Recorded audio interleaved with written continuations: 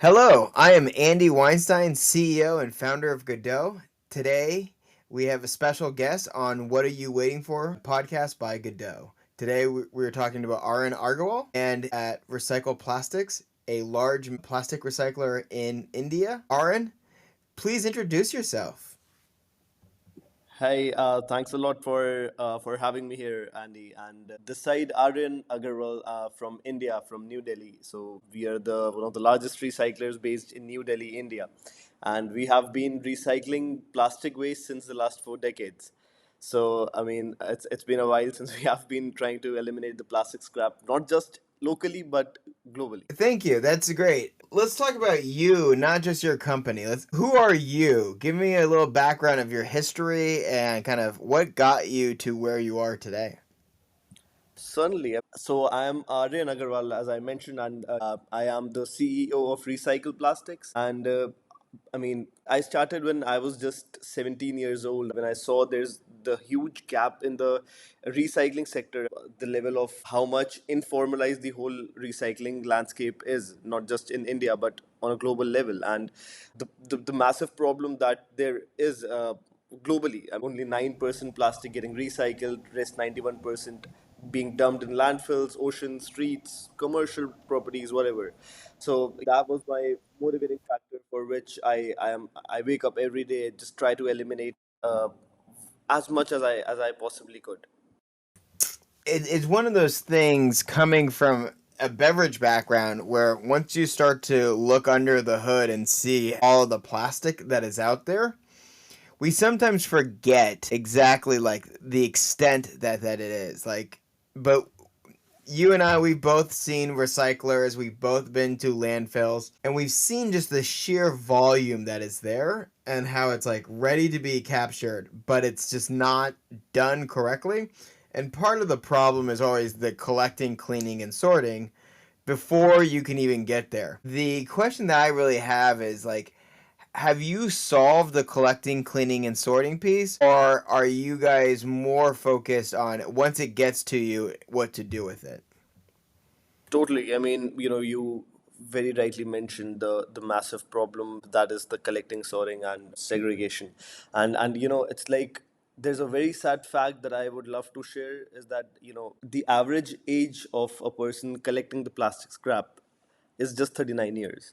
So a person who's collecting plastic scrap have a life expectancy of just 39 years. I mean, that's so sad, right? The reason is that, when they collect plastic scrap, plastic waste from these landfills, as you mentioned. So, I mean, especially in hot and developing countries where, the weather touches 110 degrees Fahrenheit or 50 degrees Celsius, what happens is these landfills emits massive amounts of greenhouse gases, especially methane gas, which is the worst of greenhouse gas. And this leads to a lot of problems, not just to those people who are collecting the plastic scrap, but in the whole city as a whole. So this is a problem which is a must to solve. And proceeding to answering your question, what we are doing and what we have done in the last 4 decades is we have tried to solve this problem, and we have solved this problem at our company level. At least what we are doing is we have opened multiple material recovery facilities wherein we are providing them sheltered space to collect the plastic scrap. And all the plastic scrap from that particular district comes to our MRF, and wherein we segregate, provide them a sheltered space with coolers, fans, so that their life expectancy increases. We employ more than 60% women to ensure that we are doing two goods together, hiring, empowering women, especially in a country like India where there is good amount of gap between men and women. So this is the solution to the problem of collection, segregation, and sorting, because they're able to collect easily, sort, and segregate and send to the right recycling facilities. Thank you. And we kind of touched on a little bit on this. Most of the listeners know that I'm, a third generation Pepsi bottler. And so I grew up in a family business, and I know that you are part of a family business as well. And how has being part of a family business shaped what you do? And then I would say, can you explain a little bit of what generation are you in the family business? Are you second, third, like me, or and yeah, and just give me a little bit background of your family dynamics in your family business. For sure. I mean, so I'm a second generation recycler and a second generation retailer as well. The whole company was started in 1985 by Mr. Rakesh Agarwal, who's my father. And since then, I mean, he opened two verticals. One was in the retail sector. So we are the founders of one of the largest retail giants in India. It's called Vishal Mega Mart Limited and V Mart Retail Limited. So which is combined almost $2 billion company. And the second vertical was the recycling sector. So when I got of age and when I saw the whole situation, I got totally motivated to jump into the recycling sector and give it some massive vision. Like having a massive vision, I just wanted to rectify the whole industry, what's happening, what's not happening, how do I rectify, because I saw there's so much gap to be filled, right? In the retail sector I didn't see much gap. When we talk about recycling, circular economy, sustainability, that's a topic which each and every country and each and every business leader, political leader is talking about. Yeah, well, I actually think it's interesting you mentioned that you're both a supermarket chain and a recycler.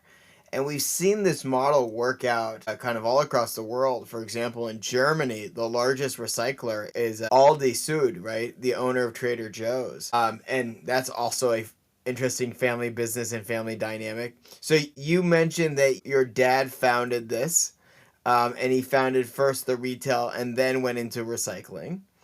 What made you decide to jump into recycling? And do you have older siblings?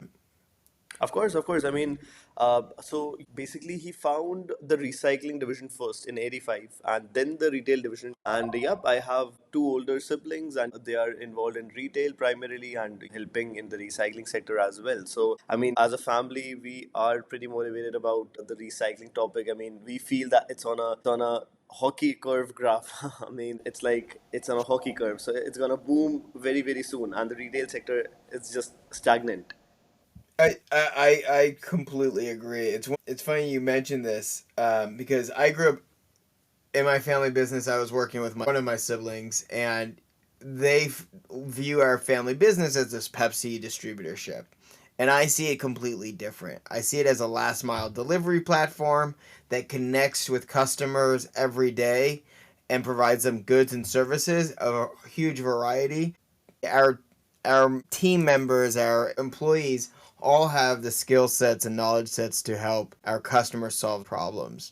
And it always ends up being, how do you know your customer? I grew up working on the ground. You get to see that your customers are people who have the same things that everybody else has. They need something to drink, they need something to eat, they need electricity, they need to get rid of their waste, and they need to clean themselves. Right. So I've been focusing on how do I deliver that over this platform, and you've been focusing on the retail side. How do I service food, and then also how do I take the remains of said food and bring it back to life and with plastics. Totally. We are both the youngest child, so we also understand what is sometimes the least sexy actually is dropped into our lap, because I sold garbage bags and you sell what is collected in those garbage bags, right? And so I want to take a step back and really say, where did you come from? Like, where did this idea come from for you to get back into the business and really kind of run with it? Tell me a little bit about kind of your days in London and England and how that affected you kind of getting back into the family business.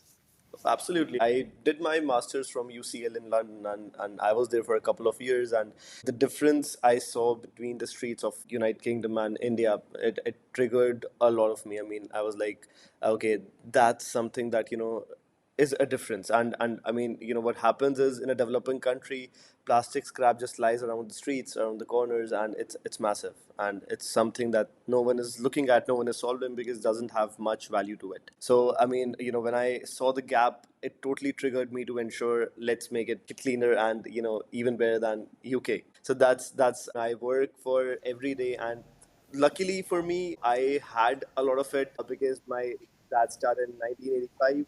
I mean, in '85, to be very honest, no one knew about the word called recycling. And since then, when no one even knew about the word recycling, I mean, very few knew about plastics only, because at that time most products like water storage tank, if I talk about, used to be made of cement, and there were no plastics water storage tanks as well. So I mean, in that kind of a world, when he started plastic recycling, so it was totally inspiring for me, looking at, understanding his story, why he started, how he started, what he started. It was, I just wanted to give it new heights and take it to a new level. And my days in London totally motivated me to do so. So you basically got to learn from firsthand experience of almost like a destination that you wouldn't have had before just being exposed in India. And going abroad gave you an understanding essentially how to see the world in a completely different lens, right? Right, right. And what's funny is I spent a lot of time in Argentina. I worked for Cadbury Chocolates. I spent time in Spain, and I always love to be the explorer and the observer when I'm abroad, right? I am able to look at things from a completely outside perspective, and you're able to kind of pull information and things out that might not be obvious to everybody on the ground, kind of like people Right. ignoring the plastic, but are able to see that that plastic is gold, like what you are doing. And so I was wondering, after your first trip to the US, where we met each other in Dallas, how did that change your perspective of kind of what you're working on today?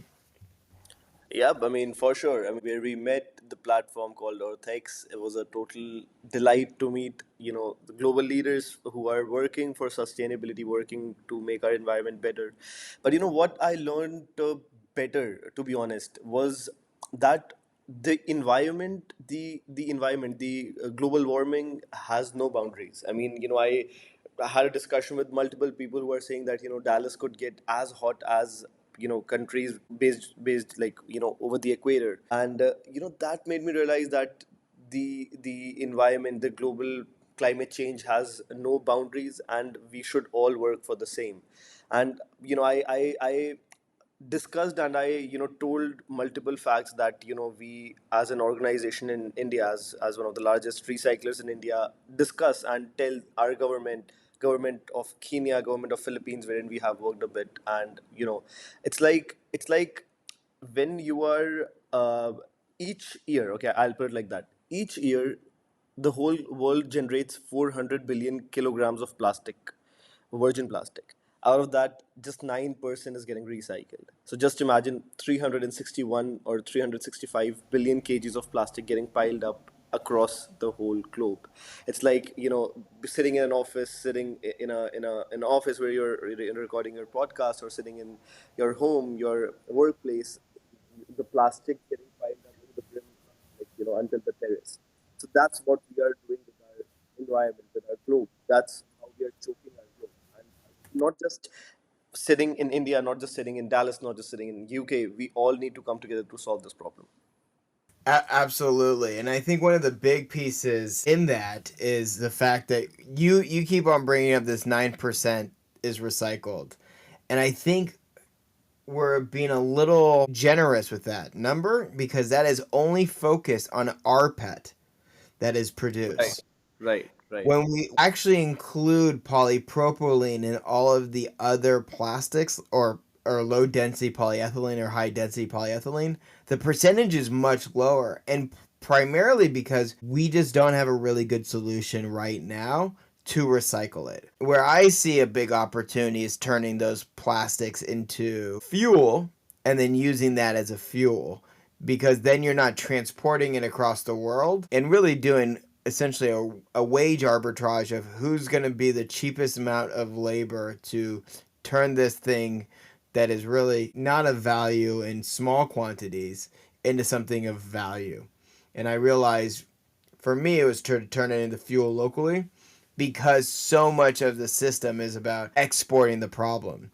And when you mention exporting the problem, we talked about Philippines is a subject that comes up often. I don't think everybody understands that the Philippines represents about 30 to 35% of the ocean plastic. And It's they ma- are what? it's massive. It's totally massive. Yeah, and it's massive and it's growing and it's one of these things where you feel like there is an opportunity to do something to improve it, but the hurdles are very great. And it almost, like, from my perspective, when I talk to a bunch of different vendors and operators here in capital as well, I mentioned that I was looking to expand into the Philippines, and that scared a lot of people because of operating in, let's say, a state like the Philippines. How is it operating in India and doing these things? Totally, totally. What's happening in India is so okay. So I'll take it like that. Indian government has recently launched a government regulation called EPR. I mean, not recently. So we are proud to say that India is one of the first in the whole globe to launch this. In 2020, Indian government, started an online portal in which all the companies, for example, PepsiCo in India, Coca-Cola in India, Unilever, any company manufacturing any kind of plastic packaging material have to use minimum percentage of recycled in their product. So that's beautiful. That's how we reduce the reliance on virgin plastic, right? I mean, for example, if you are PepsiCo, you are selling your bottles and your snacks, whatever you are selling. So you have to use 30% of recycled granules into your into your packaging, which will increase to 60%. So in 2028, this rule will increase to 60%. So by 2028, only 40% will be virgin and 60% will be recycled granules around the Wow.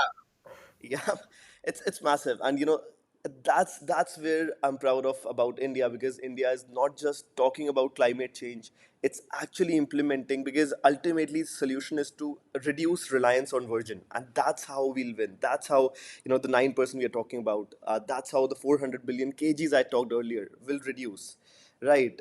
So that's what we have been focusing on, and it's actually working. I mean, if I talk about my own company, we are selling to multiple organizations. Like, we are selling to Oppo, we are selling to Volkswagen Group, we are selling to Gale India Limited, Reckitt, multiple companies, multiple MNCs we are working with, and supplying them the PCR granules to use in their packaging. Yeah, no, that's great. Like, applaud the Indian government for being a leader on this front. Here in Washington State, we've been working on an EPR build, which, for listeners, stands for Extended Producer's Responsibility.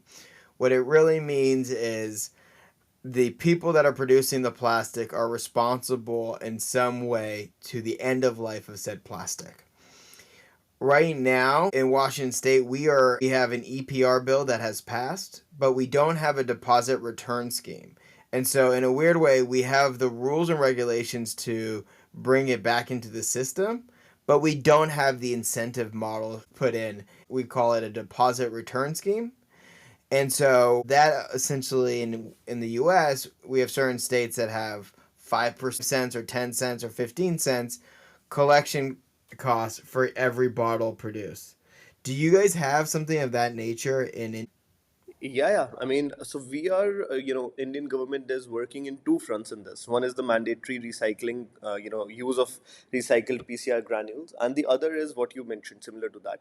So if you are, if you are PepsiCo, if you are selling your bottles to in India, to consumers, then whatever you are selling, for example, if you sold, let's say, 100 kgs, or let's say, put it like that, 100 tons of plastic packaging material in Indian subcontinent, in that case you will need to purchase 100 tons of credits, and each ton of credit costs roughly around $20.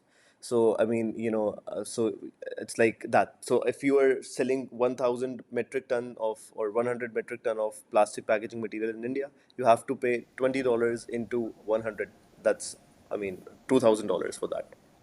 Wow. So, and you've talked to me about plastic credits before, and I would love for you to kind of talk about it again, because as I explained to you, what originally got me on this pathway to be kind of a waste of value entrepreneur actually started with how do I collect the plastics that I'm already distributing using the backhaul capacity of our beverage trucks? Basically, every Pepsi truck goes out full, comes back empty. I can shove some stuff on it, and if it's clean and it's the same product like plastic, like stretch film or garbage bags, it's actually really good use case of this backhaul capacity that's already in existence, that is already going to those accounts and already being able to pull it back. And one of the things that I think we don't have developed here are things like the plastic credits that are just beginning. And I would love for you to kind of explain first, what are plastic credits and like how do they work?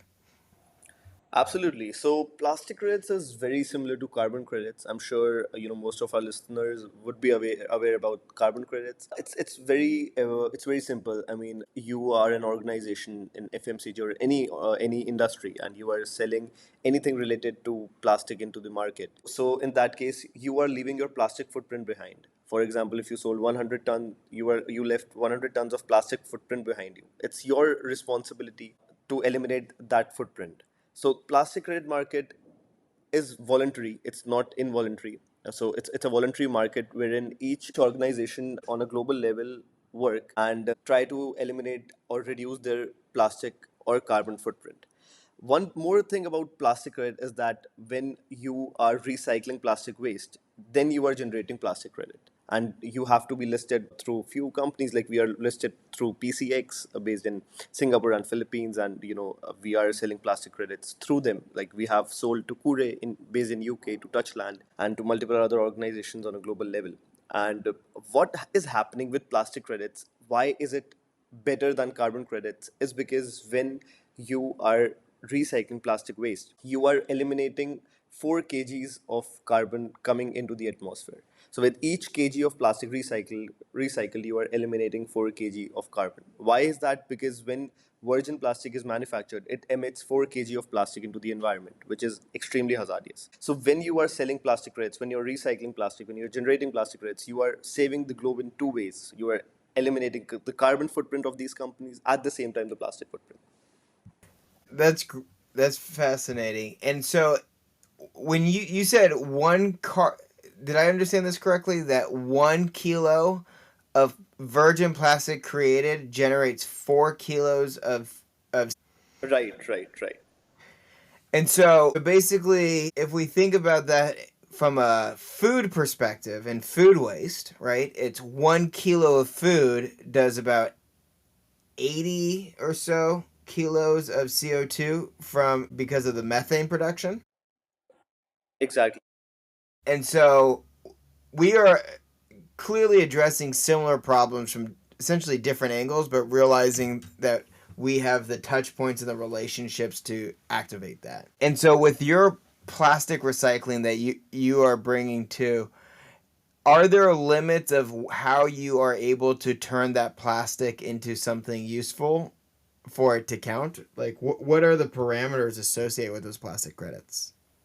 Absolutely. I mean, it's about collection. So we have blockchain in our system. We have ERP system wherein we have end-to-end traceability. So we ensure that the plastic scrap, the plastic credits that we are selling comes with whole traceability from where we collected, how we collected, how much carbon was saved, how much plastic was recovered. Then ultimately, how did we convert? Was there any, I mean, conversion of waste to value process involved any kind of bad or harmful things for the environment? Because if we if we generate harmful or gases for the environment while converting, so it doesn't make sense, right? So we ensure that when we are converting waste to value, it is completely green. So that after that, in what we are converting to, I mean, for example, if we are converting waste to plastic granules, will those granules replace virgin? Will those granules be exact quality of virgin and help in manufacturing of products like Pepsi bottles or Unilever shampoo bottles or any kind of product into the market? So these are the few parameters, and when the whole circular loop is closed, then we get a plastic credit, and then we are able to sell that plastic credit. Awesome, awesome. So you've touched on Unilever a few times. Have you read the book Net Positive by Paul Pullman? I have.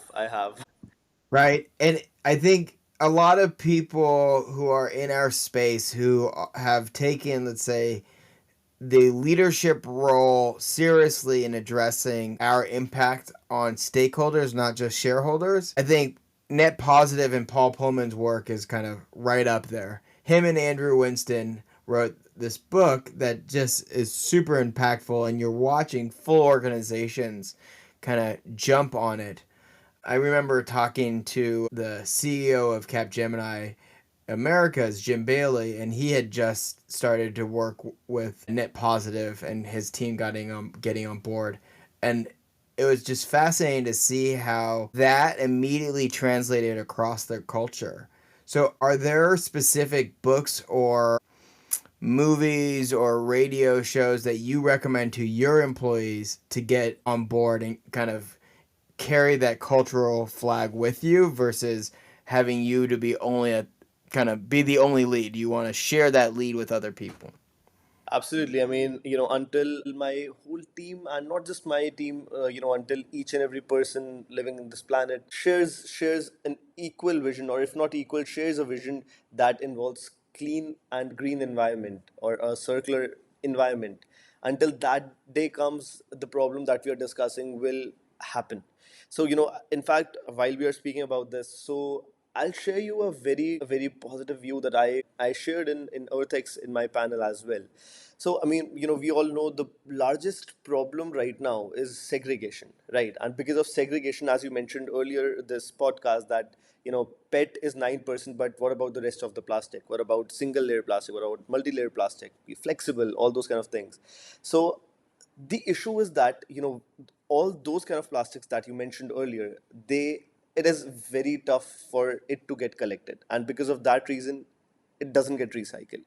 Why it is tough is because it gets dumped in landfills and it's impossible to collect. And even if it is possible, the rat pickers or the waste collection heroes, they don't like to collect that because there's no value involved, right? Because when you collect a Pepsi bottle, you have a value that you can sell it for. But when you collect a flexible sheet of paper, a sheet of plastic, then you don't have any value and you don't feel any reason to collect it. A very strong and a solid solution to this is, what if, what if we all, as a globe, all the organizations, all the governments come together and decide a strategy so that each and every kind of plastic is given a different color. For example, there are multiple types of plastic, right? LDP, all kinds of, let's say, HDP, LDP, LLDP, PP, PPCP, PET, and so on. For example, there are 12 kind of plastics. What if each family of plastic is given a separate color? Let's say if we are talking about PET, for example. What if we give PET any family of blue? So all the manufacturers of PET, be it Coca-Cola, PepsiCo, whoever, have to make a bottle that has any color, any shade of blue. And in flexible, what if we give them a shade of yellow, so that each kind of flexible packaging will have any shade of yellow, deep yellow, dark yellow, light yellow, so that it will be so easy to collect, so easy to segregate. All the companies in the whole globe will be able to recycle. The problem of like 9 to 91, like 9% right now to 91% will get solved within few years, maybe a decade at max. So this is a solution that we all should come together and discuss for, and this is going to be my key takeaway for the and my key thing for this podcast. Yeah, no, I think that's really interesting. I would say that you probably have a lot of angry marketers. The reason why they love plastic is because of the fact that it has so many hues and colors that you can do to it, and they're just really hard to find materials that are as rigid and strong as they are. But I would also say that plastics, I think the problem is we are creating such a broad category for what is actually even included in plastics that I find it easier, maybe, as a solution for kind of the overexposure is, hey, if we sort out the PET because that's easy to recycle, that is the by far the easiest path forward. And then for all the other plastics, we have a basically a really hot hydrothermal system or supercritical water system that breaks that plastic down into a fuel. And then all of a sudden, you're not moving the plastic, you're not filling it into the landfill, And in fact, many landfills themselves can turn into become little mines of value that we can extract from and reduce because we're taking these old plastics and breaking them down to their monomers, right? We're breaking them down to their basic elements, which is essentially carbon, hydrogen, and oxygen, and whatever left is on that chain. I just think the basically others plastic to fuel is going to be the safer and easier bet than trying to implement a color coding system. Just because I've tried a color coding system, I've seen the color coding system just in recycling bins throughout the United States is hilariously different. An example is here in Seattle. I have a green one for my outdoors. I have a blue one for recycling and a black one for garbage. In California, I have a gray one for recycling, a brown one for trash, and a green one for yard. And I'm thinking Seattle and Oakland are two places that should have at least a pretty common Well, language color wise for recycling, but it's super hard because it requires coordination of parties at different times to agree, hey, this is what we're going to do. true. But I mean, for me, I mean, dustbins is a thing that, it's a separate ball game, but, it's just about, do we have to keep marketing above that environment? So that's the only question in that. Because if the government will fixate on all the pet manufacturers, on all the flexible packaging manufacturers that you have to make a family of this kind of color, it'll be extremely easy. Because if I talk about waste to fuel, so we have multiple facilities of waste to fuel in India. The issue with that is, they are not able to process as much quantity in that, and the emissions when they convert waste to fuel is also a lot. So although we are eliminating plastic, but at the same time emissions are happening, as I mentioned earlier this podcast. So that's the reason that, I mean, after a lot of discussion, I mean, we had a discussion about this with the government also. And I really really feel that if this kind of thing will pitch on a global scale, we just need to do nothing, right? There are very few large scale manufacturers of pet, large scale manufacturers of HDP, LDP. If the government of the United Nations, gives them a ruling that, okay, this kind of plastic should have this kind of color, no matter which dustbin you throw in, it will get segregated at the end. Oh, yeah. Also, when you think of mass production, things go down in price. So if we start to standardize colors and for the type of plastics, we will actually be able to have a much cheaper products in the long run. It's just Totally. it's just that people in marketing want that flexibility, and Pepsi is blue, Coca-Cola is red, right? Like it's hard for them to get off of their current pedestals. The you touched on something that I think is important is that solutions to these problems, we have figured them out. We have found some. There are many that are still ongoing. And when you're talking about waste of fuel, you're generating emissions, but you're also generating some harmful products. Can you give me an example of actually a success story of your waste to fuel projects that you guys been working on? So, I mean, we have not been working on the waste to fuel. I mean, we have multiple waste to fuel facilities in India, like not us, but, different companies operating in India. They are like waste to energy plants, waste to, oil, like fuel plants, basically, and, these kind of plants.